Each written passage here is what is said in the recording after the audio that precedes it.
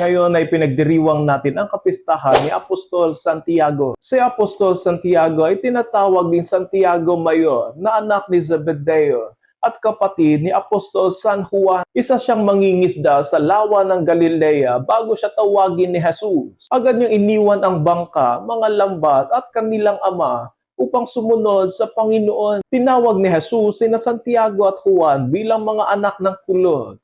Marahil dahil sa kanilang matapang at maalab na pagkatao. Kabilang siya sa tatlong pinakamalapit kay Jesus, kasama sina Pedro at Juan. Nasaksihan niya ang muling pagkabuhay ng anak ni Jairo, ang pagbabagong anyo ni Jesus sa bundok ng Tabor, at ang taimtim na panalangin ng Panginoon sa Getsemani. Gayunpaman, mayroon siyang kahinaan.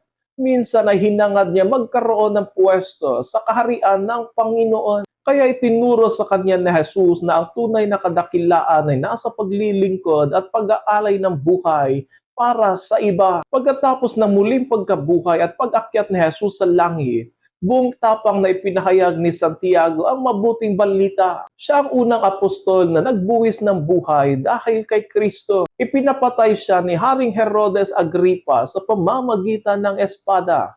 Noong taong 44 sa kanyang kamatayan, natupad ang sinabi niyang handa siyang uminom sa kalis ng paghihirap ng Panginoon. Ayon sa tradisyong Kristiyana, nangaral din si Santiago sa Spanya at ang kanyang mga labi ay pinararangalan sa Santiago de Compostela. Itinuturo ng kanyang buhay ngayon sa atin na maaaring baguhin ng Diyos ang isang taong mapusok at naghahangad ng karangalan na maging tapat na lingkod at matapang na saksi hanggang kamatayan. Apostol Santiago, ipanalangin mo kami.